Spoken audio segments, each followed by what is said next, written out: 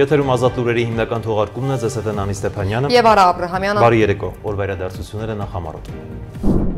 Փաշինյանն ընդունել է Իրանի դեսպանին, որն ավարտում է դիվանագիտական առաքելությունը մեր երկրում։ Վարչապետը նկատել է վերջին տարիներին Հայաստանի եւ Իրանի Իսլամական Հանրապետության միջև գործակցությունը բոլոր ոլորտներում բարձրացել է նոր մակարդակի։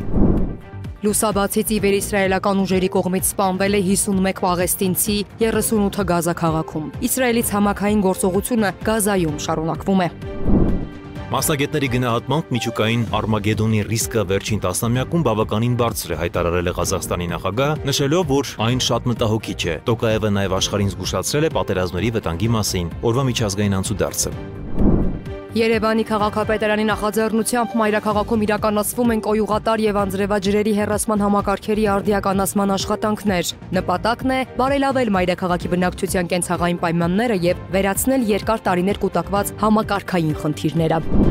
Տնտեսագիտության եւ գործարար վարչարարության ոլորտներում մասնագիտական կրթության զարգացման նպատակով Պետեկամուտների կոմիտեն եւ Հայաստանի պետական տնտեսագիտական համալսարանը ստորագրել են գործակցության հուշագիր, որն է նպատակը։ Սոցիալապես ծայրահեղ ծանր պայմաններում գտնվող ընտանիքներին առանց որևէ միջնորդի անմիջական օգնություն ցուցաբերելու համար 2024 թվականի օգոստոսի 26-ից գործարկվել է Բարերար ԿՏՄ հարթակը։ Բարերար ԿՏՄ կայքն ու հավելվածը ստեղծվել է Վարդանյան ընտանիք բարեգործական հիմնադրամի կողմից։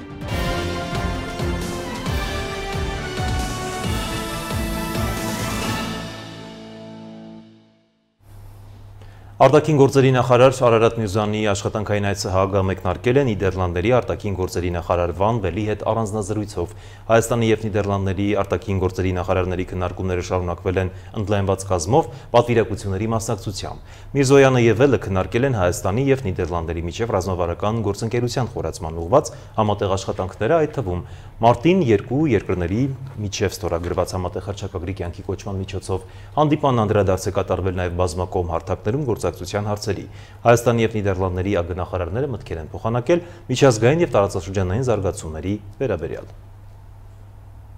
Նիկոլ Փաշինյանն ընդունել է Իրանի դեսպան Մեհդի Սոբհանիին, որն ավարտում է դիվանագիտական առաքելությունը մեր երկրում։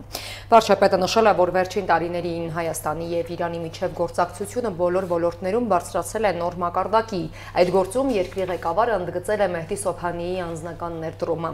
Միաժամանակ Նիկոլ Փաշինյանը կարևորել է նախորդ ամիս Իրանի նախագահ Մասուդ Փեզեշքյանի պաշտոնական այցը Հայաստան, ինչը նորազդակ է հաղորդել երկկողմ հարաբերությունների հետևողական զարգացմանն ու ընդլայնմանը։ Մեհդի Սոբհանին շնորհակալություն է հայտնել վարչապետին ակտիվ եւ արդյունավետ երկխոսության համար։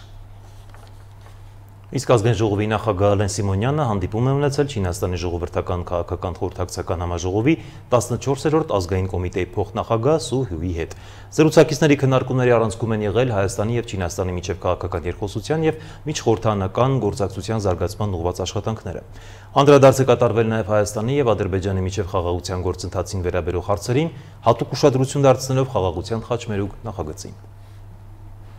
Սեպտեմբերի 16-ին Փարիզում կայացել են քաղաքական խորհրդակցություններ Հայաստանի եւ Ֆրանսիայի արտաքին քաղաքական գերատեսչությունների միջև։ Ինչպես հայտնել են արտաքին գործերի նախարարությունից, խորհրդակցությունների ընթացքում քննարկվել են երկու երկրների միջև տնտեսության, ենթակառուցվածքների, պաշտպանության եւ մշակույթի ոլորտներում հաստատված գործակցության ծրագրերը, դրանց զարգացման ու ընդլայնման հեռանկարները։ Հանգամանալից քննարկումներ են տեղի ունեցել նաեւ Հայաստանի եւ Ֆրանսիայի միջև ռազմավարական գործընկերության հաստատման ուղղությամբ երկուստեք իրականացվող քայլերի շուրջ։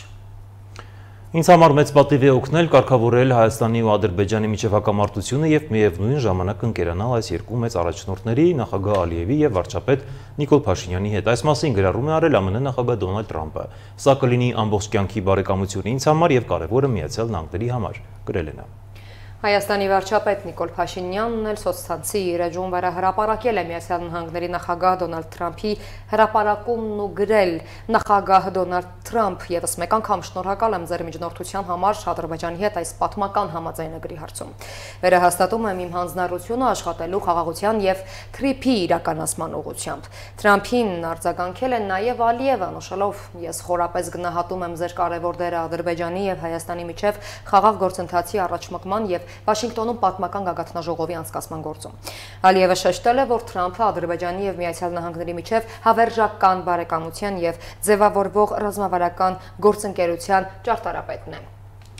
Արցախի նախկին պետնախարար Ռուբեն Վարդանյանը Բաքվում դատականիստի ժամանակ միջնորդել է հարցաքննել վարչապետ Փաշինյանին, ԵԱԿ Մինսկի խմբի անդամներին եւ Ադրբեջանում Կարմիր խաչի միջազգային կոմիտեի ներկայացուցիչներին իր դեմ հարուցված քրեական գործի շրջանակներում։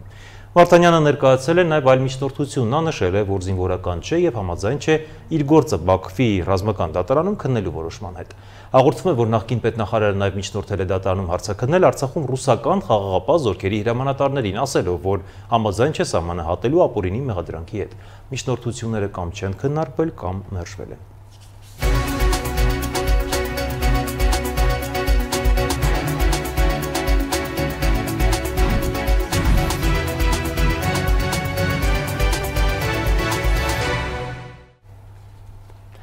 Շարունակում ենք թողարկումը լուսաբացից ի վերստ Գազայի հատվածի առողջապահական իշխանությունների իսրայելական ուժերի կողմից սպանվել է 51 պաղեստինցի, 38-ը Գազա քաղաքում։ Տեղեկություններ են հաղորդվում, որ իսրայելական բանակի կողմից ինտենսիվ ռազմական էսկալացիայի ֆոնին Գազա քաղաքի մեծ մասում անջատվել են հեռահաղորդակցության եւ ինտերնետային ծառայությունները։ Գազայի առողջապահության եւ նախարարությունը հայտարարել է, իսրայելական ուժերը դիտավորյալ խափանում են առողջապահության համաշխարհային կազմակերպության փորձերը վառելիք մատակարարել Գազայի հիվանդանոցներ։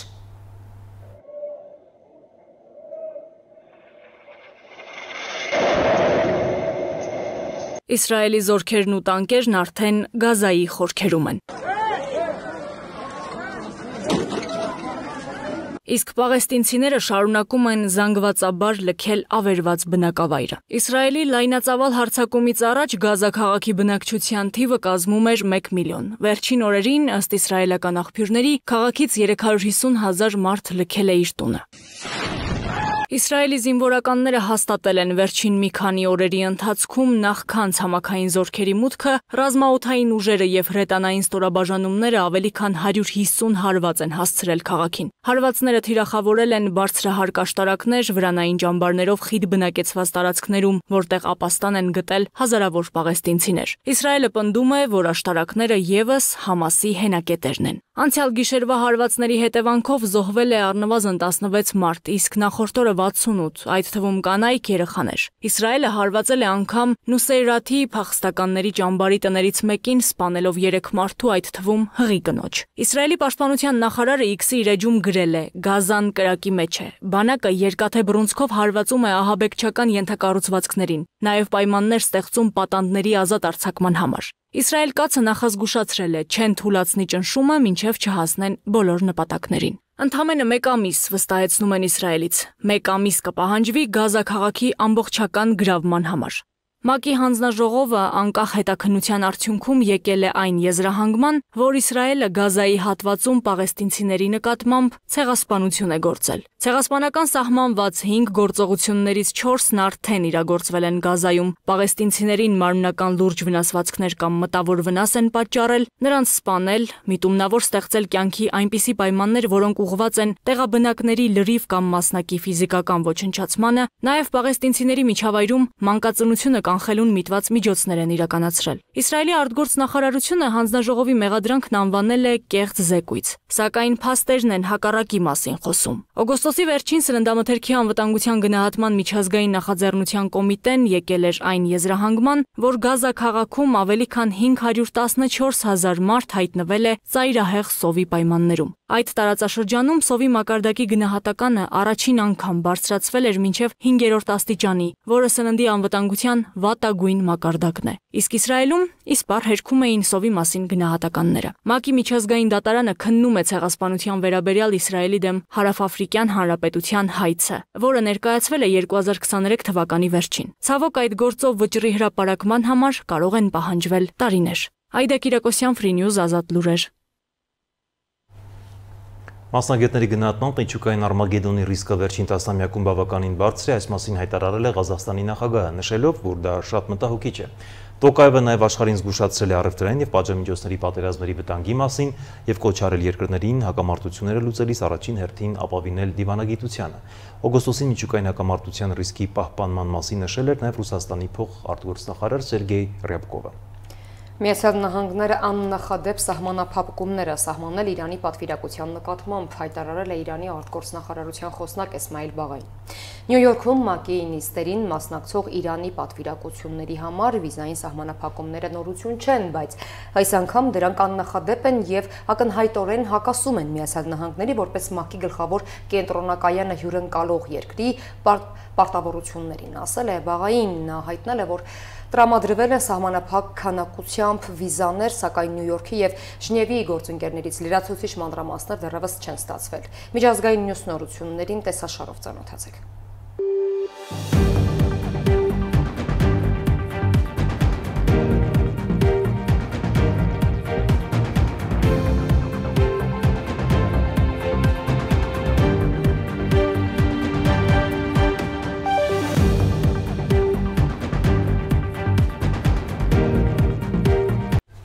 Անդրադառնանք թեմաների Երևանի քաղաքապետարանի նախաձեռնությամբ մայրաքաղաքում իրականացվում են կոյուղատար եւ անձրևաջրերի հեռացման համակարգերի արդիականացման աշխատանքներ։ Ծրագիրն ընդգրկում է 22 հասցե 9 վարչական շրջանում եւ նախատեսում է մոտ 9.5 կիլոմետր նոր ցանցի կառուցում։ Ծրագրի նպատակն է բարելավել մայրաքաղաքի բնակչության կենցաղային պայմանները եւ վերացնել երկար տարիներ կուտակված համակարգային խնդիրները։ Աշխատանքներն իրականացվում են Հայաստանի Հանրապետության կառավարության համաֆինանսավորմամբ Վիոլա ջուրընկերության տեխնիկական վերահսկողությամբ։ Երևանի քաղաքապետարանի նախաձեռնությամբ 2025 թվականին մայրաքաղաքում ընթանում են լայնածավալ աշխատանքներ, ուղղված կոյուղագծերի, նաև անձրևատար եւ ջրահեռացման համակարգերի արդիականացմանը։ Ծրագիրն ընդգրկում է 22 հասցե 9 վարչական շրջաններում։ Ընդհանուր առմամբ կվերակառուցվի 9.4 կիլոմետր երկարությամբ ցանց։ Ինչպես նշել է Կամո Արեյանը, ծրագրի իրականացման նպատակով քաղաքապետարանը նախապատրաստել է բոլոր անհրաժեշտ փաստաթղթերը։ Ընտրությունը մենք կատարել ենք հաշվի առնելով ցանցի ֆիզիկական մաշվածությունը, քայքայված վիճակը, բնակիչների բողոքները եւ հիմնականում բաժին են ընկել բազմաբնակարան շենքերի բակային, միջբակային տարածքներին։ Այս պահին մուշական ջրաշենում իրականացվող ծրագիրն ամենածավալունն է 2.8 կիլոմետր երկարությամբ նոր կոյուղագծի կառուցմամբ, որը սպասարկելու է մոտ 430 բաժանորդի։ Այս հասցեն ներառված է այն 83 չկոյուղացված թաղամասերի ցանցում, որտեղ քաղաքապետարանի նախաձեռնությամբ արդեն իրականացվում է համակարգի կառուցում։ Նախորդ 2 տարում արդեն նման ցանցեր կառուցվել են 12 թաղամասում։ Բոլոր նախագծերը ի դեպ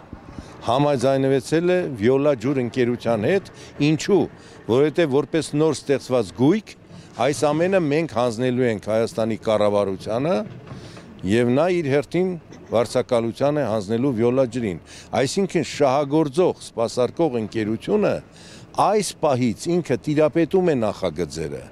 իր համաձայնությամբ են դրանք արվել եւ հիմա էլ հետևում է շինարարությանը։ Երևանի քաղաքապետարանը ծրագրում է 2026 թվականին եւս 30 հասցեներում նմանատիպ աշխատանքներ իրականացնել, արդեն պատրաստի նախագծահաշվարկային փաստաթղթով։ Բացի այդ, արդեն ավարտվել է նաեւ 50 հասցեներում անձրևաջրերի հեռացման համակարգերի նախագծումը, ընդհանուր 52 կիլոմետր ծավալով։ Նախնական հաշվարկներով միայն այս փաթեթի իրականացումը կպահանջի 10 միլիարդ դրամ։ Քաղաքապետարանը անցել է ծրագրավորված հստակ աշխատանքի այս ոլորտում, որպես կենսապահովման առաջնահերթ խնդիր բնակչի համար եւ մենք այս պահին քայլ առաջ պատրաստ ենք մեր պատվիրած նախագծանախաշվային փաստաթղթերով։ Խնդիրը մնում է ֆինանսական ռեսուրսների ներգրավվածության մեջ։ Միայն մեկ թիվ ասեմ, վերջի 3 տարում դեռ այս տարվա ներդրումը չներառված 878 միլիոն դրամ է կազմում այս 22 հասցեն։ Իսկ մինչ դա աննախադեպ ցուցանիշ է գրանցվել մայրաքաղաքի պատմության մեջ, համայնքային պատմության մեջ։ 2 միլիարդ, 2.8 միլիարդ դրամ համայնքային բյուջեն ներդրում է արել վերջին 3 տարում կոյուղատար ցանցի վրա։ Էրեբունի վարչական շրջանի ղեկավար Հակոբ Բալայանի խոսքով Մուշավան թաղամասը երբեք չի ունեցել կոյուղատար համակարգ եւ միայն վերջին տարիներին քաղաքապետի հանձնառությամբ այստեղ մեկնարկել են շինարարական աշխատանքները։ Ներկայում կառուցվում է 4.5 կիլոմետր երկարությամբ նոր ցանց, որի ավարտը նախատեսվում է մինչև տարվա վերջ։ Մալաթիա Սեբաստիա վարչական շրջանում եւս ընթանում են ակտիվ աշխատանքներ։ Վարչական շրջանի ղեկավար Ռոմիկ Մխիթարյանն ընդգծել է, որ տարիներ շարունակ կուտակված խնդիրներն այսօր սկսել են ստանալ համակարգային լուծում։ Կոյուղագծերը բավականին երկար տարիներ համարյա թե այն կոսմետիկ ինչ-որ բաներ էր արվել, այն ինչ-որ հիմա է արվում, հիմնանորոգում է ամբողջ գիծը, ամբողջ 300 միլիմետր տրամաչափով գիծ է փոխվում և սա արդեն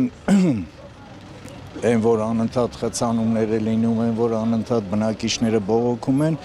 հիմա բավականին սրանով էլ արդեն ահագին թեթևանում է։ Նա նշել է, որ կատարվում են նաև բակային կոյուղագծերի հիմնանորոգման աշխատանքներ, նաև առաջիկայում լուծում կստանան Եռաբլուրի և Հաղթանակ թաղամասի անձրևաջրերի հեռացման խնդիրները։ Աշխատանքներն իրականացնում է Ռադիկշին ընկերությունը, որի ներկայացուցիչ Սարգիս Թաթոյանի խոսքով սեպտեմբերի 3-ից մեկնարկած շինաշխատանքները կավարտվեն հոկտեմբերի վերջին։ Կոյուղագծի ընդհանուր երկարությունը կազմում է մոտ 1030 մետր։ Կիրառվում են նոր տեխնոլոգիայով բազալտե հիմքով պլաստիկ խողովակներ, որոնք կարող են ծառայել մինչև 70-ից 100 տարի։ Սոնա Գիշյան, Տիգրան Ղազարյան, Free News, Ազատ լուրեր։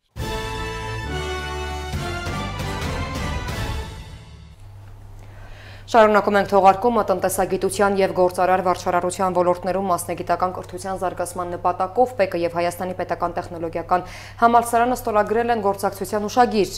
Պետական եկամուտների կոմիտեի նախագահը նաև շրջայց է կատարել համալսարանի տարածքում, ապա հանդես եկել ուսանողից ղեկավար թեմայով բաց երկխոսության ձևաչափով բանախոսությամբ։ Այն անցել է ինտերակտիվ հարցուպատասխան ձևաչափով, որի ընթացքում ուսանողները հնարավորություն են ունեցել ստանալու իրենց հետաքրքրող հարցերի պատասխանները։ Պետական եկամուտների կոմիտեի նախագահ Էդուարդ Հակոբյանը և Հայաստանի պետական տնտեսագիտական համալսարանի ռեկտոր Արմեն Գրիգորյանը ստորագրել են գործակցության հուշագիր Պետեկամուտների կոմիտեի և Հայաստանի պետական տնտեսագիտական համալսարանի միջև։ Գործակցության ընդլայնման նպատակն է համատեղ ուժերով աջակցել տնտեսագիտության և գործարար վարչարարության ոլորտներում մասնագիտական կրթության զարգացմանը, պետական ֆինանսական համակարգում բարձրացնել արդյունքահեն հետազոտությունների դերը։ Նախատեսվում է մշակել և իրագործել համալսարանի բակալավրի և մագիստրատուրայի կրթական ծրագրեր, ակադեմիական կազմի վերապատրաստման գործընթացում ներգրավել կոմիտեի մասնագետներին, կազմակերպել գիտաժողովներ, ֆորումներ, ստեղծել համատեղ էլեկտրոնային գրադարաններ և ընթերցասրահներ։ Պետեկամուտների կոմիտեի նախագահը նաև ռեկտորի ուղեկցությամբ շրջայց է կատարել համալսարանի տարածքում։ Այնուհետև հարազատ բուհում հանդես է եկել ուսանողից ղեկավար թեմայով բաց երկխոսության ձևաչափով բանախոսությամբ և ուսանողների հետ զրուցել իր անցած մասնագիտական ճանապարհի մասին։ ՊԵԿ նախագահն առանձնահատուկ կարևորել է կրթության և գիտելիքի շարունակական կուտակման, նաև անձնական առաքելության ձևակերպման անհրաժեշտությունը, մասնագիտական զարգացման և առաջնորդության ճանապարհին։ Իմ հորդորն է, որ յուրաքանչյուր, երբ որ ճանապարհ եք անցնում, միշտ հիշեք, որ դուք եք ձեր ճանապարհը կերտում։ Հետևաբար խորհուրդը նախ առաջնորդեք ինքներդ ձեզ, հետո մյուսներին։ Ձեր ուսանելու տարին շատ կարևոր է բացի մասնագիտական գիտելիքներ կուտակելուց, դուք հասկանաք, թե ինչ առաքելություն եք ձևակերպում ձեր կյանքում։ Հայաստանի պետական տնտեսագիտական համալսարանի ռեկտոր Արմեն Գրիգորյանն էլ կարևորել է պետական հատվածի հետ գործակցությունն ու ընդգծել. պետությանը ծառայելը յուրաքանչյուր անհատի համար մեծագույն առաքելություն է։ Քանի որ պանելային քննարկմանը արդեն մասնակցել եմ Էդուարդ Հակոբյանի հետ, շատ հետաքրքիր էր ու մեծ ցանկություն կար նաև մասնակցել հենց այս հանդիպմանը, մեծ տպավորություններով ու շատ գիտելիքներով եմ հեռանում, հենց իր փորձը շատ հետաքրքիր էր մեզ։ Կարծում եմ բոլորիս։ Ես ինքս 2 հարց ուղեցի ու ստացա շատ բավարարող պատասխաններ։ Իր հետ հանդիպումը շատ հետաքրքիր էր, որովհետև նաև մասնագիտական առումով համընկնումներ ունենք։ Ես նույնպես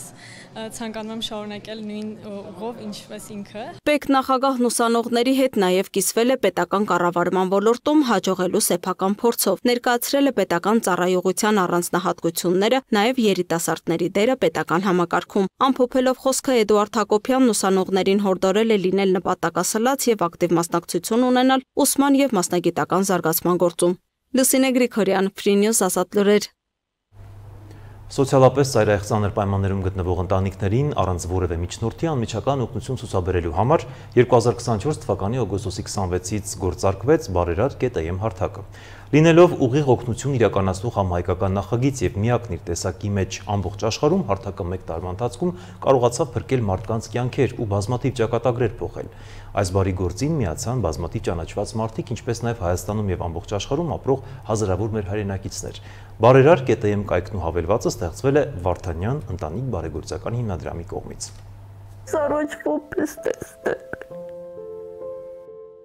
Երեք ամիս առաջ 13-ամյա Արթուրի մայրն ընդամենը մեկ երազանք ուներ։ Ուզում էր, որ տղան վիրահատվի, առողջանա եւ հնարավորինս շուտ նախկին կյանք վերադառնա։ Այսօր Արթուրն արդեն անկողնում կանգնված չէ։ Բարի եւ սրտացավ մարդկանց աջակցության շնորհիվ վիրահատվել եւ ապաքինման ճանապարհին է։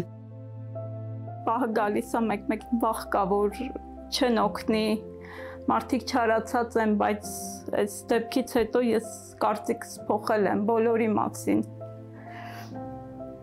Միջև այսօր էլ փոխանցում անում են։ Մեկ տարի առաջ Ասրյանների ընտանիքում ողբերգություն տեղի ունեցավ։ Մեր նկարահանումից շաբաթներ անց ընտանիքի հայրը Գևորգը երկարատև ծանր հիվանդությունից հետո մահացավ, անկատար թողնելով ավագ դստեր երազանքը։ Երազել եմ իմ սենյակ ունենամ, ռոզվի գույնի։ Շատ կարճ ժամանակահատվածում հարյուրավոր անծանոթ մարդիկ համախմբվեցին։ Նրանց փոխանցումների շնորհիվ Էլմիրայի երազանքն իրականացավ։ Կատարվել եմ երազանքը, ունեմ իմ ռոզվի սենյակը, կուզեի պապան մեր հետ լինել, երբ որ պապեն կարոտում են, մաման նկարի։ Շատ շնորհակալ եմ Բարերար.am-ից, բարի մարդկանցից, որ օգնել են։ Մեկ տարի առաջ գործարկվեց Բարերար.am կայքն ու հավելվածը։ Վարդանյան ընտանիք բարեգործական հիմնադրամը նպատակ դրեց օգնել սոցիալապես ծայրահեղ ծանր պայմաններում գտնվող ընտանիքներին, հնարավորություն տալով մեր շուրջն ապրող մարդկանց եւս առանց միջնորդի մասնակից դառնալ այս բարի գործին։ Երազանքն եմ թեկուզ մի հատ դոմիկ։ Վագոն տնակից վագոն տնակ, վարձով տնից տուն։ Հեղնարը ամուսնալուծվելուց հետո երկու երեխաների հետ օթևանել է Ուրպատահի։ Մանկատան նախկին սանը երազանք ուներ ունենալ թեկուզ փոքր բնակարան, որտեղ կկարողանար ստեղծել իր ջերմ անկյունը։ Բարի մարդկանց շնորհիվ տուն ունենալու Հեղնարի երազանքն իրականություն դարձավ։ Ես կյանքում չէի հավատա, որ ես կյանքում տուն կունենամ։ Ես որ կունենամ իմ 4 անկյունը։ Ամուսնու մահից հետո Ռիփսիմեն ստիպված էր միայնակ մեծացնել որդիներին։ Արդեն գոյություն ունեցող խնդիրներին գումարվել էր եւս մեկը, ինչպես են վճարելու ամսական 90,000 տան վարձը։ 2 օր առաջ էլ նորից տանտերը զանգեց վարձից ուզեց, ասեցի, որ չեմ կարող վճարել։ Տունը, որտեղ վարձով ապրում էր ընտանիքը, բարի մարդկանց շնորհիվ արդեն նրանց սեփականությունն է։ Երեխաները չեն հավատում մինչև առեսօր, որ մեր դուրը չեն ծեծի, մեզանից գումար չեն ուզի։ Շատ եմ ուրախացել, որ այս տունը արդեն մերն է։ Ամիսներ առաջ Կիրակոսյանների ընտանիքն ապրում էր կողք կողքի գտնվող այս վագոն տնակներից մեկում եւ երազում տնակների օգնությամբ բնակելի տուն կառուցելու մասին։ Այս երկու դոմիկն է, մեկը նվիրատվություն են արել, մեկը մենք ենք գնել, ուզում ենք կպցնել միասին իրար։ Բարերար.am-ը փոխեց նաեւ այս ընտանիքի ճակատագիրը։ Տնակները միացրեցին, քարե շերտով պատեցին, տանիք կառուցեցին։ Սպասում էլի, որ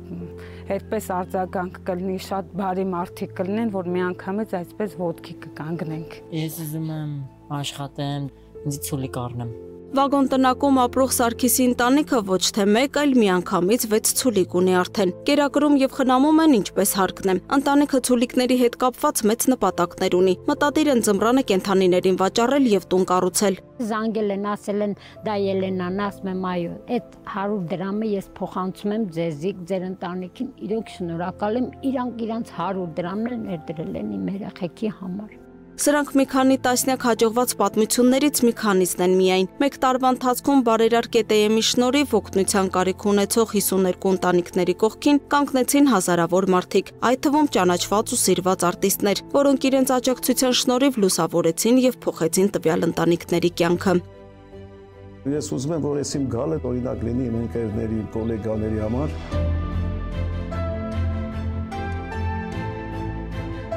Ձեզանից յուրաքանչյուրը կարող է դառնալ բարերար։ Կարևոր չէ գրպանի մեծությունը, կարևորը մարդու սրտի մեծությունն է։ Այդքան բան։